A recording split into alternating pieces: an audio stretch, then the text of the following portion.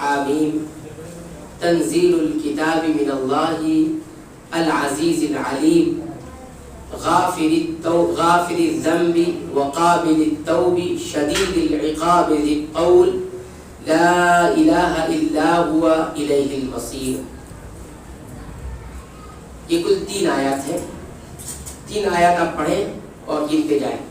حامیم تنزیل الکتاب من اللہ العزیز العلیم غافر الذنب وقابل التوب شدید العقاب ذی الطول لا الہ الا هو الیہ المصیر.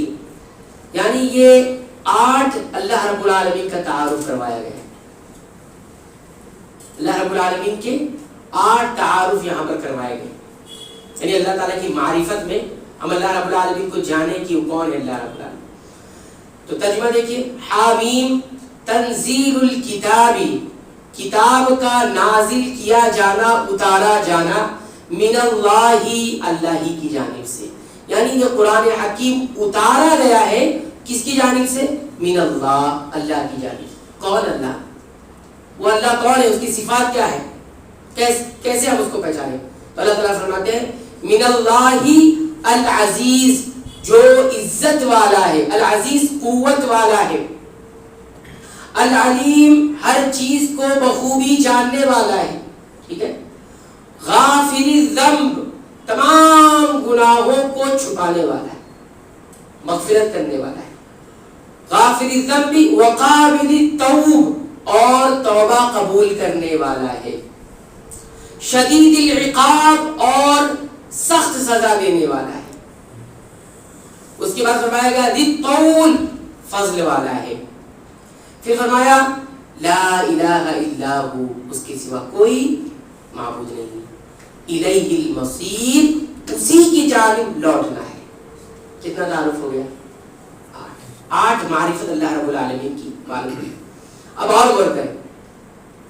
شروع کا جو لفظ ہے العزیز العلیم.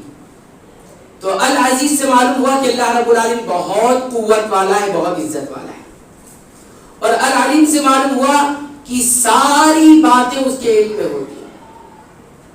اس کے بعد قابل غافر الذنب گناہوں کو چھپانے والا بخشنے والا ہے. قابل التوب اور توبہ قبول کرنے والا ہے.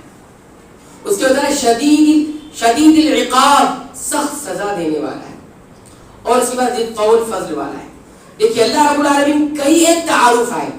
اب جب کئی ایک معرفت کئی ایک تعارف ہمارے سامنے آ گئے تو اس سے معلوم ہوا کہ ایک مومن ہوتا ہے اس کی زندگی جو اللہ پر ایمان رکھنے والا آتا ہے اس کی زندگی خوف اور امید کے درمیان گزرتی. مومن کو خوف اور امید کے درمیان اپنی زندگی گزارنی چاہیے. کیسے معلوم ہوا؟ کیونکہ اللہ رب العالمین نے تعارف میں کیا فرمایا؟ غافر الذنب گناہوں کو بخشنے والا ہے. قابل التوب اور توبہ قبول کرنے والا ہے. تو اس سے امید جگی کی نہیں جگی؟ اس سے امید آئی کہ نہیں آئی؟ تو اللہ سے امید. اور پھر کیا فرمایا؟ شدید العقاب سخت سزا دینے والا ہے. کیا آیا؟ خوف آیا. اب کیا آیا؟ خوف آیا. تو دونوں تعارف کیوں؟ ایک ہی تعارف ہونا چاہیے تھا. تو بتایا جا رہا ہے کہ صرف خوف میں زندگی نہیں گزرنی چاہیے اور صرف امید میں بھی گزرنی نہیں چاہیے. کیوں؟ اگر صرف غافر الذنب اور قابل التوب کہتا کہ گناہوں کو بخشنے والا توبہ قبول کرنے والا ہے تو اس امید میں انسان ہوتا کیا ہے؟ گناہوں پر اتنا دلیر ہو جاتا ہے اتنا جری ہو جاتا ہے کہ بہت آگے بڑھ جاتا ہے. گناہ کرتے چلا جاتا ہے. اللہ معاف کرنے والا ہے اللہ معاف کرنے والا ہے. گناہ پر جری ہو جاتا ہے.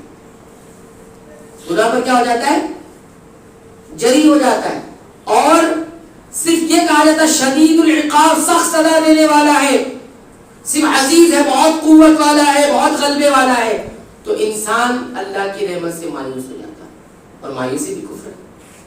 مایوسی بھی کفر ہے. مایوس نہیں ہونا ہے. تو مایوسی کئی ایک گناہ جنم دیتی ہے. اور بیجا امید صرف امید بھی یہ بھی بہت سارے گناہوں کو جنم دیتی ہے. تو دونوں کے درمیان ہمیں زندگی گزارنی ہے. اس لیے فرمایا گیا حامیم تنزیل الکتاب من اللہ العزیز العلیم غافر الذنب وقابل التوب شدید العقاب ذی الطول لا الہ الا ہوا الیہ المصیر. اچھا آخر کا جو جملہ ہے لا الہ الا ہو، اس کے سوا کوئی معبود نہیں. اس سے بتانا مقصود یہ ہے کہ جب تم نے رب کو پہچان لیا کہ اس کے سوا کوئی معبود نہیں تو عبادت صرف اور صرف اسی کی کرنی ہے، یعنی عمل میں زندگی گزارنی ہے، بغیر عمل کی زندگی نہیں ہوتی. لا الہ الا ہوا سے کیا کہہ کر بتایا گیا کہ بغیر عمل کی زندگی نہیں گزارنی ہے. یہ عبادت کی عمل ہے نا، اور معبود وہی ہے، تو اسی کو معبود سمجھ کر ہی عمل میں زندگی گزارنی. اور آخر میں کیا فرمایا گیا؟ الیہ المصیر، کہیں بھی جاؤ لوٹ کے اللہ کی طرف جانا ہے، لوٹ کر اللہ کی طرف آنا ہے. اور ایک اور بات یاد رکھیے، ایک گنہگار ہے جب توبہ کرتا ہے، اپنی گناہ پر شرمندہ ہوا، نادم ہوا، توبہ کرتا ہے، تو اللہ تعالیٰ ایسے گنہگار کے لیے جو گناہ سے توبہ کرنے لگتا ہے، تائب ہونے لگتا ہے، تو اپنی 2 رحمت میں جمع کر دیتا ہے اس کو. اللہ کتنی رحمت میں؟ 2 رحمت میں جمع کر دیتا ہے. کون سی رحمت؟ ایک رحمت یہ ہے کہ اسے توبہ کی توفیق دیتا ہے، یہ رحمت ہے. یہ کیا ہے؟ رحمت ہے. اور توبہ کی جب توفیق ملتی ہے تو اسی توبہ کو وہ طاعت بنا دیتا ہے. توبہ کرنا یہ ایک خود نیکی ہے. یہ بات سمجھ گئے؟ توبوا الی اللہ جمیعا، تم سب توبہ کرو. اللہ کا حکم ہے نا. اللہ کا حکم کیا ہوتا ہے؟ عبادت ہوتا ہے. اللہ کا حکم کیا ہوتا ہے؟ اطاعت ہوتی ہے. تو یہ رحمت ہے اللہ تعالیٰ کی، ایک رحمت کی اس کو اپنی اطاعت کی توفیق دے دو. جو توبہ کر رہا ہے وہ اللہ کی رحمت میں آ گیا ہے، ایک رحمت میں جمع ہو گیا. دوسری رحمت غافر الذنب، گناہوں کو مٹا کر ختم کر کے اس کو کیا کرتا ہے؟ بخش دیتا ہے. کیا کر دیتا ہے؟ بخش دیتا ہے. تو رحمت میں آ گیا بخشش، یہ ایک رحمت. اور اطاعت، توبہ کو اطاعت بنایا گیا، حالانکہ وہ معافی مانگ رہا ہے. اس میں کون سی اطاعت؟ وہ تو معافی مانگنے آیا ہے، لیکن توبہ کرنے آیا، لیکن اسی توبہ کو اطاعت بنایا ہے. قابل توب، اللہ توبہ قبول کرنے والا ہے. تو جو توبہ کرتا ہے وہ عبادت کرتا ہے. توبہ خود ایک عبادت ہے. 2 رحمت میں اللہ تعالیٰ جمع کر دیتا ہے. اب یہاں پر بتایا کہ اللہ تعالیٰ غافر ہے. غافر کس کو کہتے ہیں؟ گناہوں کو چھپا دینے والا، گناہ کی پردہ پوشی کرنے والا. یہ کس سے بنا ہے؟ 12 ہم نے درس میں بتایا ہے کہ یہ غفرہ سے بنا. غفرہ کا معنی کیا ہوتا ہے؟ یہ مغفر سے بنا ہوا ہے. مغفر کس کو کہتے ہیں؟ عرب جنگ کرتے تھے تو جنگ میں ایک لباس ہوتا ہے مغفر، جو خوج جس کو کہتے ہیں اردو والے. یہ سر پر وہ بھی لوہے کا ہوتا ہے. اس کا کام کیا ہوتا ہے؟ پہلے تو سر کو وہ چھپا دیتا ہے. چھپا دیتا ہے کہ نہیں چھپا دیتا ہے؟ چھپا دیتا ہے. چھپانے کے بعد پھر بچانے کا بھی کام کرتا ہے. سر کو چھپا دیا اور پھر حملے سے بچا لیا. تو اللہ کیا کرتے ہیں؟ اللہ تعالیٰ غافر ہے، تو اللہ گناہ چھپاتے ہیں اور پھر عذاب سے بچا لیتے ہیں. دونوں بات آئی نا. تو جیسے وہ ہتھیار کیا کرتا ہے، وہ لباس چھپا لیتا ہے سر کو اور حملے سے بچا لیتا ہے. تو اللہ غافر ہے، یعنی گناہوں کو چھپاتا بھی ہے اور عذاب سے بچا بھی لیتا ہے. کیا ہم لوگ بھی اسی طرح کا معاملہ کرتے ہیں ایک دوسرے کے ساتھ؟ ہاں، معاف تو کر دیا لیکن 10 جگہ بولتے بھی پھرتے ہیں. چھپائے گا ہم نے؟ اگر ہم اللہ سے یہ چاہتے ہیں کہ میرے گناہ چھپے رہے، تو معاف کر دے مجھے مغفرت دے دے، تو کیا ہم ایک دوسرے کے ساتھ کرتے ہیں؟ اپنے بھائی بہنوں دوستوں کے ساتھ کبھی تو گناہ چھپا دیتے ہیں لیکن سزا دے دیتے ہیں. بتاتے نہیں کس طرح کی سزا دے دیتے ہیں. اور کبھی سزا نہیں دی لیکن بتاتے پھرتے. تو کہاں یہ مغفرت ہوئی، کہاں یہ عفو ہوا؟ ٹھیک ہے، تو یہ ہوا. اسی طرح اللہ رب العالمین غافر ہے نا، تو ستیر بھی ایک لفظ ہے ستیر. عام طور سے اللہ کو ستار لوگ کہتے ہیں. کیا کہتے ہیں؟ اللہ ستار ہے، پردہ پوشی کرتا ہے، اللہ چھپاتا ہے، تم بھی چھپاؤ. اللہ ستار نہیں. ستار کہنا اللہ رب العالمین کو درست نہیں ہے نے کہا، بلکہ اللہ کی اصل صفت کیا ہے؟ ستیر ہے. کیا ہے؟ ایک صحابی حضرت یعلا بن امیہ رضی اللہ تعالیٰ، وہ ایک مرتبہ کہیں جا رہے تھے. دیکھا ایک کھلی جگہ ہے، ایک آدمی نہا رہا ہے، غسل کر رہا ہے، اور کھلی جگہ میں غسل بھی کیسے کر رہا ہے؟ بغیر کپڑے والے ہو گئے، بالکل برہنہ ہو کر غسل کر رہا۔ انہوں نے جب دیکھا تو وہ مجمع میں آئے اور وہاں پر خطبہ دیا، نصیحت کی، اللہ کی حمد و ثنا بیان کی اور فرمایا ان ربکم، تمہارا جو رب ہے، حییٌ، بہت حیا والا ہے، اور ستیرٌ، بہت ستیر ہے، چھپانے والا ہے، پردہ پوش ہے، حیا والا ہے اور پردہ پوش ہے، اور وہ حیا کو پسند کرتا ہے اور پردہ پوشی کو بھی پسند کرتا ہے۔ لہذا تم میں سے اگر کوئی غسل کرتا ہے تو غسل کرتے وقت وہ چھپ کر غسل کرے، پردے کے ساتھ غسل کرے۔ ایک کھلے میں آدمی بغیر پردے کے غسل کر رہا ہے، یہ اللہ کے حیا، یعنی اللہ ایک حیا کرنے والا ہے اور اللہ ستیر ہے، تو وہاں پر انہوں نے ستیر کا ذکر کیا۔ ٹھیک ہے، یہ بات ہوگی۔ اس کے بعد سورت کے آگے چلیں گے تو اللہ رب العالمین آیت نمبر 7 میں فرماتے ہیں وقال ربکم ادعونی استجب لکم، تمہارا رب نے کہا ہے ادعونی، مجھے پکارو، مجھ سے دعا کرو، استجب لکم، میں دعا قبول کروں گا۔ ان الذین یستکبرون عن عبادتی، وہ لوگ جو میری اس عبادت سے استکبار کرتے، یعنی کبر کرتے ہیں، نہیں کرتے اس عبادت کو، سیدخلون، یہ داخل ہوں گے جہنم، جہنم میں، داخلین، ذلیل ہو کر۔ ٹھیک ہے، پہلے یہ سمجھ لیں کہ دعا نہ مانگنا یہ کبر ہے، دعا نہ کرنا یہ کبر ہے۔ دعا کے فوراً بعد اللہ تعالیٰ نے کہا ان الذین یستکبرون عن عبادتی، میری عبادت سے، اہل علم کا وہ اس عبادت سے مراد یہی دعا ہے کہ دعا جو نہیں کرتا ہے وہ متکبر ہے، وہ کیا ہے؟ متکبر ہے۔ اب جو دعا نہیں کرتا تو ایک گناہ اس کا کیا ہے؟ کبر ہے، ایک تو اس کے اندر کبر ہے، ایک گناہ ہو گیا، اور دوسرا وہ دعا نہیں کر رہا ہے، یہ دوسری چیز ہے۔ کبر یہ دل میں آیا اور اعضاء جوارح سے وہ دعا نہیں کر رہا ہے، زبان سے دعا نہیں کر رہا ہے، تو پھر یہ ایک گناہ ہو گیا۔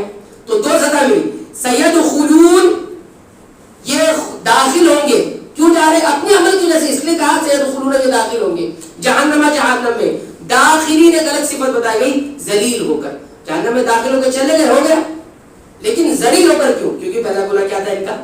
کبر، کبر تھا، کبر کی وجہ سے انسان ذلیل ہو کر جہنم میں داخل ہوگا۔ اب اس آیت کریمہ سے ایک اصول یاد رکھیں، کیا اصول ہے؟ ادعونی، تم دعا کرو، استجب لکم، میں قبول کروں گا۔ معلوم یہ ہوا شروعات تم کرو، اللہ مکمل کرے گا۔ ابتدا آپ سے ہونی چاہیے، ختم کون کریں گے؟ اللہ تعالیٰ۔ آپ شروع کرو، آپ ایکشن تو دو، پھر ری ایکشن آئے گا۔ تو معلوم یہ ہوا کہ عمل کرو، مکمل کرنے والی ذات کس کی ہے؟ اللہ کی ہے۔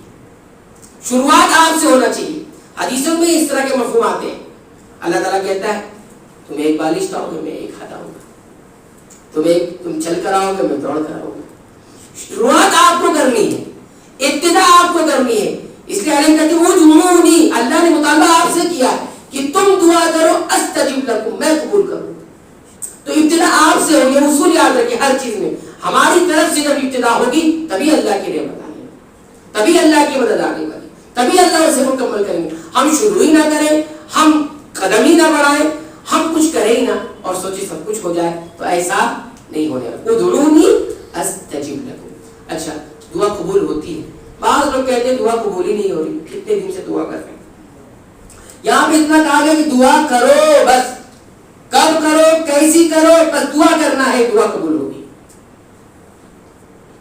نبی کریم صلی اللہ علیہ وسلم مکہ میں تھے، آپ کو قید کر دیا گیا شیب ابی طالب میں، ہے نا؟ کتنے سال تک؟ کون بتائے گا؟ 2 سال۔ اور کون بتائے گا کتنے سال تک شیب ابی طالب میں آپ کو محصور رکھا گیا تھا؟ کتنے؟ 3 سال۔ کتنے سال؟ انہوں نے 2 کہا اور انہوں نے 3 کہا، 5 سال، 3 سال۔ کتنے سال؟ 3 سال۔ اور آپ صلی اللہ علیہ وسلم کی حیثیت کیا ہے؟ سارے مخلوق میں سب سے افضل ترین۔ کیا آپ نے دعا نہیں کی ہوگی؟ آپ نے دعا نہیں کی ہوگی وہاں پر، اللہ سے مانگا نہیں ہوگا، لیکن 3 سال لگ گئے وہاں سے نکلنے میں۔ تو دعا کرتے رہیے، دعا کب قبول کرنی ہے یہ اللہ جانتے ہیں۔ کون جانتے ہیں؟ بس ہمارا کام کیا ہے؟ دعا کرنا۔ دعا کبھی چھوڑیے گا، اور دعا ایک ایسی عبادت ہے سبحان اللہ، اس میں خسارہ ہے ہی نہیں. کیا خسارہ ہے ہی نہیں. دعا تو جتنی کرو اتنا اچھی ہے. کیوں؟ اللہ کے رسول صلی اللہ علیہ وسلم فرماتے ہیں ایک مسلمان ایک دعا کرتا ہے، اس میں اگر گناہ کی دعا اور صلہ رحمی توڑنے کی دعا اگر نہ ہو تو دعا قبول ہوتی. کیسے دعا قبول ہوتی؟ یا تو دعا فوراً قبول ہو جائے گی، جو مانگنا مل گیا، ٹھیک ہے. اگر یہ نہیں ہوا تو کیا ہوگا؟ ایک مصیبت آنے والی تھی وہ ٹال دی جائے گی، نقصان ہوا کچھ.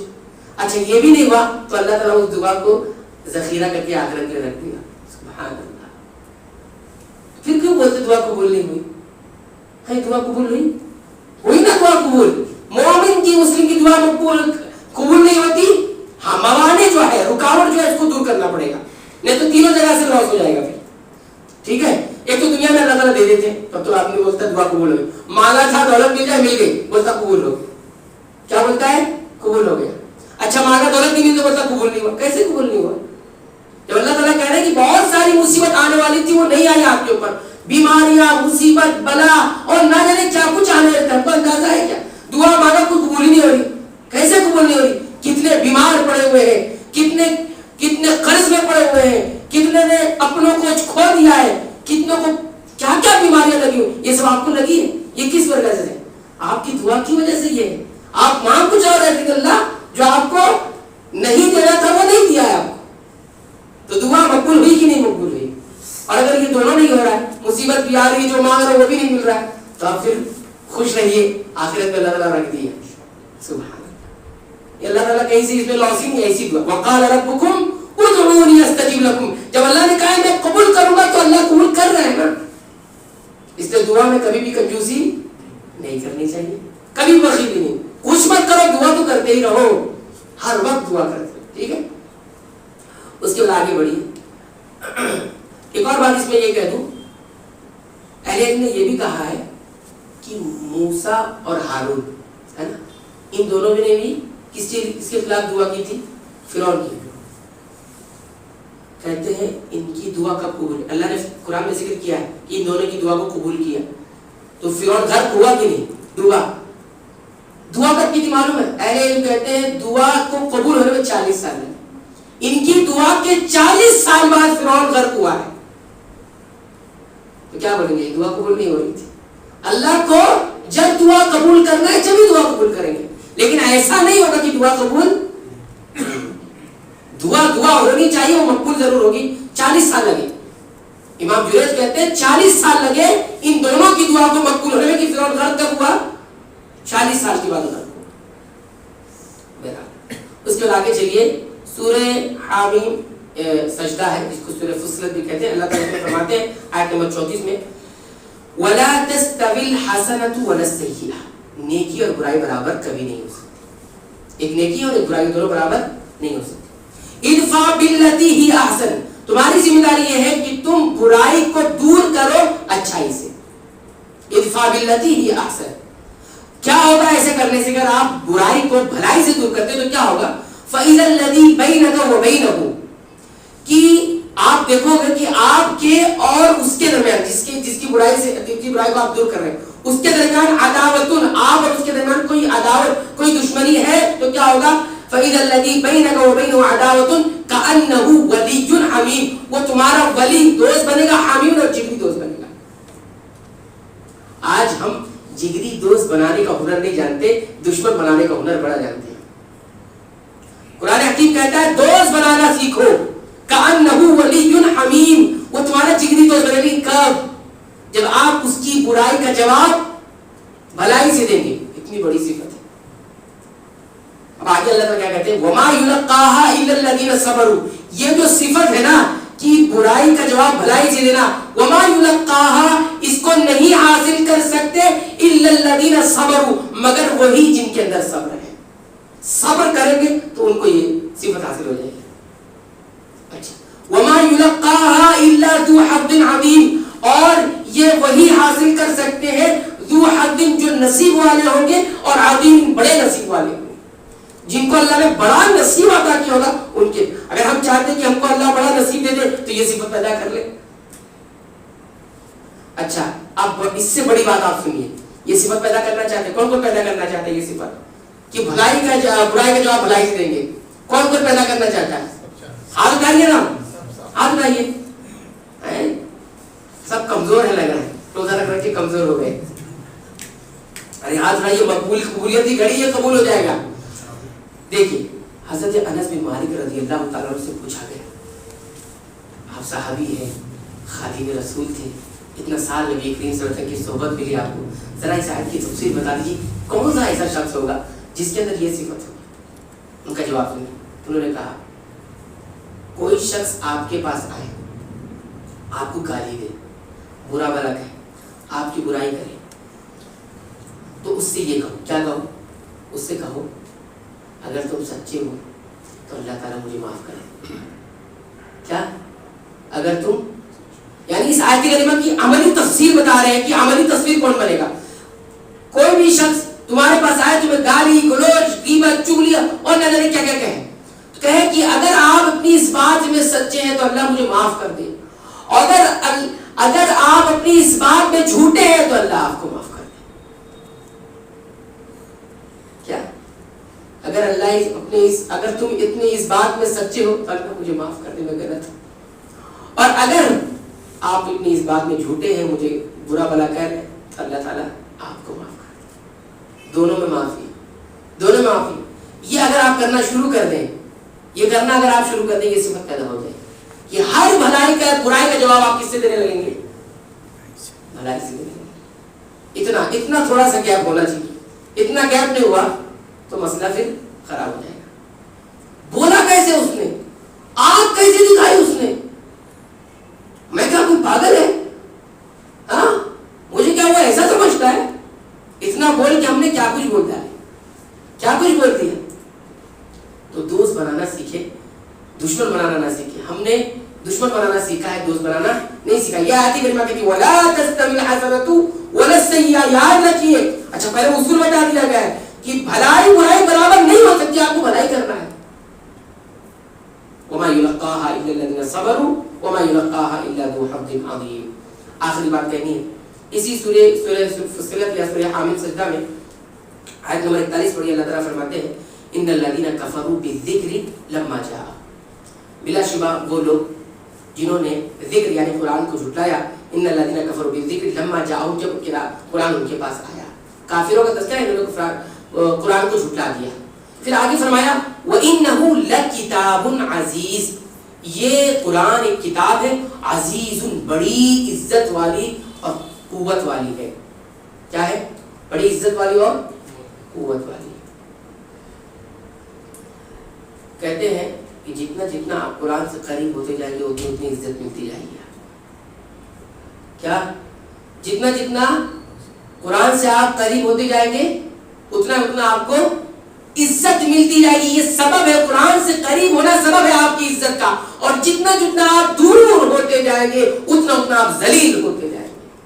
آج چاہے انفرادی حیثیت ہو, چاہے اجتماعی حیثیت ہو, چاہے قومی حیثیت ہو, اور چاہے عالمی حیثیت ہو مسلمانوں کی, جہاں جہاں مسلمانوں نے قرآن سے دوری اختیار کی ہے ذلیل ہوئے ہیں, اور جب جب لوگوں نے قرآن سے قریب ہونے کی کوشش کی ہے عزت ملی ہے. وَإِنَّهُ لَكِتَابٌ عَزِيزٌ. قرآن حکیم کی یہ صفت عزیز کیوں ہے؟ عزیز اس لیے کہ قرآن جب عزت والا ہے, قدرت قوت والا ہے, تو اس سے جو قریب ہوگا اس کو بھی عزت ملے گی. اب ایک آخری بات کہہ کر بات ختم کرتے ہیں.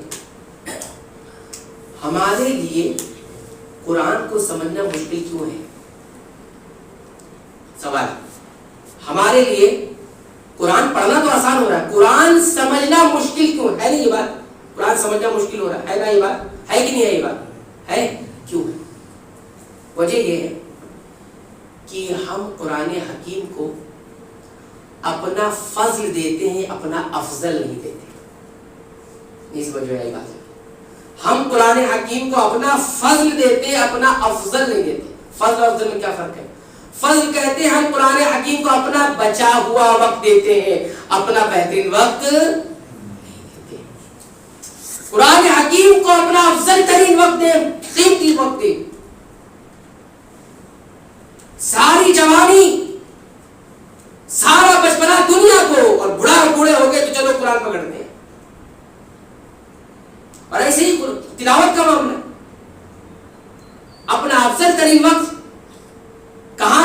اچھا وقت جس میں آپ بہت نشیط تھے, بہت فریش تھے, اس میں کیا کرتے ہو؟ اور جب بچا کچا تھکا ماندہ وقت ہوتا ہے تو قرآن حکیم. ایسے ہمارے پڑھائی کا بھی معاملہ, بچوں کو دن صبح سے شام تک پوری دنیا کی تعلیم لے لیا, شام ہوئی بچہ تھکا ہے, تھکا ماندہ, چل بھائی 4 مسجد کا پڑھو, کیا پریشان کر.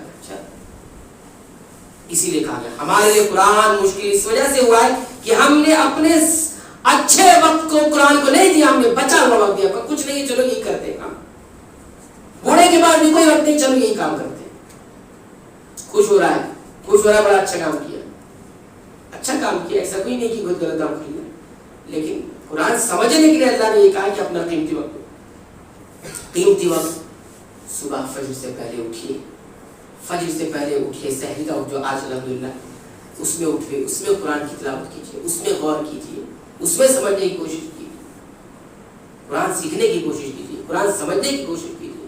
تو اہل علم نے یہ کہا وَإِنَّهُ لَكِتَابٌ عَزِيزٌ, وہ عزیز ہے, گرامی قدر ہے, یعنی اس کی ویلیو ہے, وہ اعلیٰ مقام والا ہے, اس کو اعلیٰ ترین وقت چاہیے. تم اعلیٰ ترین وقت نہیں دو گے, اپنا بچا کچا دو گے تو کیا ہوگا, تمہارے ساتھ ہوگا کیا؟ تو قرآن حکیم کے ساتھ ایسی بات ہوئی ہے, اس وجہ سے سب کچھ ہمارے لیے مشکل ہو گیا. اللہ تعالیٰ ہمیں ان تمام باتوں پر غور کرنے کی توفیق عنایت فرمائے. قرآن میں ہمارے غلطیوں کو معاف فرمائے, قرآن کو ہمیں بخش دے, ہمارے والدین کو بخش دے, تمام اہل اسلام ایمان کو بخش دے. آمین. وآخر دعوانا الحمدللہ رب العالمین.